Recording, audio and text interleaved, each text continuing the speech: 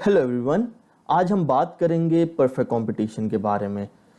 आज का जो लेक्चर है इसमें मैं जिन एरियाज को कवर करूंगा वो हैं concept of perfect competition, characteristics of perfect competition, demand curve of a market under perfect competition, demand curve of a single firm under perfect competition.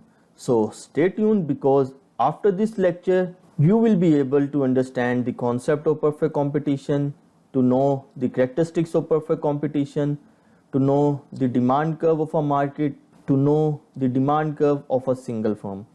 आइए हम सबसे पहले देखते हैं कि परफेक्ट कंपटीशन है क्या।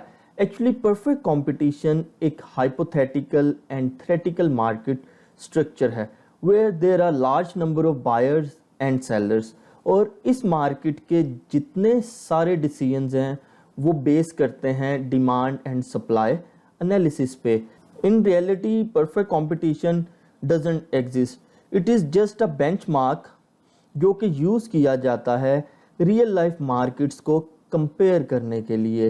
रियल लाइफ मार्केट्स में या रियल वर्ल्ड में कुछ मार्केट्स ऐसी हैं जो क्लोजेस्ट हमारे परफेक्ट कंपटीशन से मिलती हैं, क्योंकि वो कुछ हद तक परफेक्ट कंपटीशन की कैरेक्टरिस्टिक्स को फुलफिल करती हैं। और वो मार्केट्स हमारे पास हैं ऑयल मार्केट, व्हीट मार्केट और मिल्क मार्केट। आइए अब हम देखते हैं कि परफेक्ट कंपटीशन की कैरेक्टरिस्टिक्स क्या हैं। सबसे पहले तो इसकी कैरेक्टरिस्टिक है कि large number of buyers and sellers. इसका मतलब है कि इस मार्केट में बहुत ज़्यादा बायर्स एंड सेलर्स होते हैं और कोई इंडिविजुअल सेलर या कोई इंडिविजुअल बायर अपनी मर्जी से मार्केट को इन्फ्लुएंस नहीं कर पाता, क्योंकि इतना ज़्यादा नंबर होने की वजह से इतना कंपटीशन होता है। किसी एक इंडिविजुअल बायर या सेलर के पास मार्केट पावर नहीं होती। सेकंड है होमोजीनियस गुड्स। इस मार्केट में जितने सेलर्स हैं या जितनी फर्म्स हैं वो होमोजीनियस गुड्स प्रोड्यूस कर रही होती हैं, वो एक दूसरे की आइडेंटिकल होती हैं, स्टैंडर्डाइज गुड्स होती हैं। थर्ड वन है फ्री एंट्री और एग्जिट। इसका मतलब है कि अगर मार्केट की सिचुएशन अच्छी जा रही है, मार्केट में प्रॉफिट रेट हाई है, तो कोई भी सेलर या कोई भी आके मार्केट में बिजनेस को स्टार्ट कर सकता है। सेकेंडली, अगर मार्केट की सिचुएशन ठीक नहीं है, मार्केट में लॉसेस हैं, प्रॉफिट रेट कम है, तो कोई भी फर्म या सेलर मार्केट को छोड़कर जा सकता है। अगली है perfect information. Buyers and sellers के पास कंप्लीट इंफॉर्मेशन होती है about past, present and future. वो वेल अवेयर होते हैं मार्केट की तमाम सिचुएशन से कि मार्केट में क्या चल रहा है, इसीलिए कोई भी मार्केट में एक्सप्लॉइट नहीं कर पाता। नेक्स्ट वन है नो मार्केट पावर। इसका मतलब है कि परफेक्ट कंपटीशन में जहां large number of buyers and sellers होते हैं, तो किसी इंडिविजुअल बायर या सेलर का मार्केट इन्फ्लुएंस इतना नहीं होता। कोई इंडिविजुअल सेलर मार्केट को एक्सप्लॉइट नहीं कर सकता। फॉर एग्जांपल, अगर कोई सेलर अपने प्रोडक्ट की प्राइस को इंक्रीज करता है तो क्या होगा, बायर्स के पास कंप्लीट इंफॉर्मेशन है, तो बायर्स उसको छोड़ के किसी और से बाय कर लेंगे।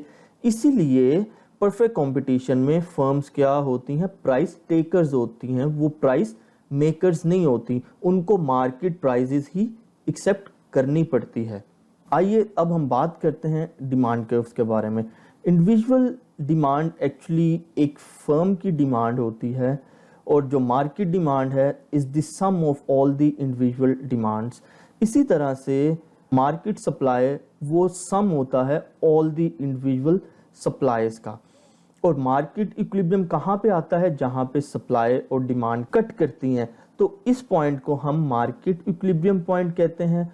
और यहाँ पे जो प्राइस आती है उसको मार्केट प्राइस या इक्विलिब्रियम प्राइस कहते हैं, जो यहाँ पे $100 है। और इसी तरह से यहाँ पे जो आउटपुट आता है उसको हम इक्विलिब्रियम लेवल ऑफ आउटपुट कहते हैं।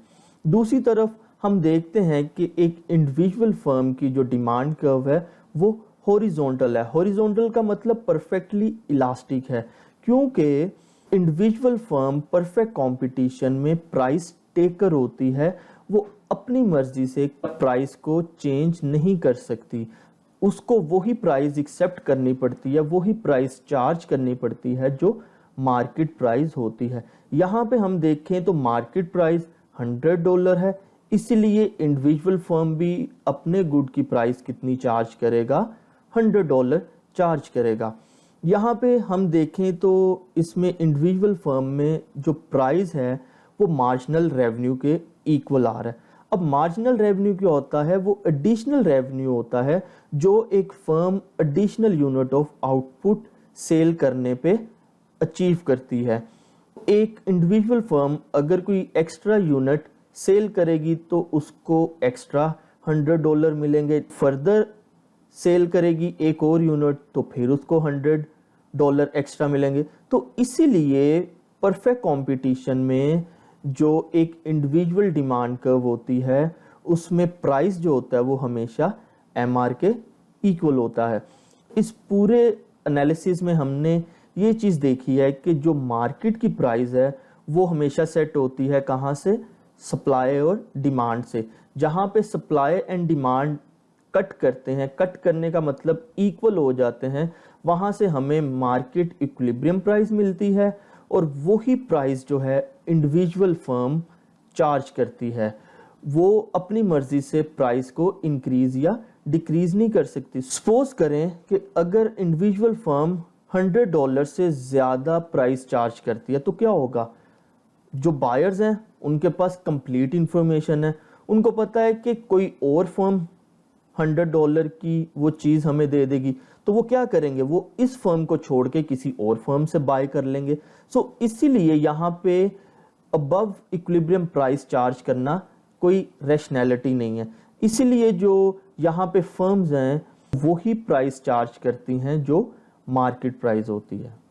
ये था हमारा आज का लेक्चर। अब हम नेक्स्ट लेक्चर में बात करेंगे equilibrium of firm under perfect competition, जिसको फाइंड करने के 2 मेथड्स हैं।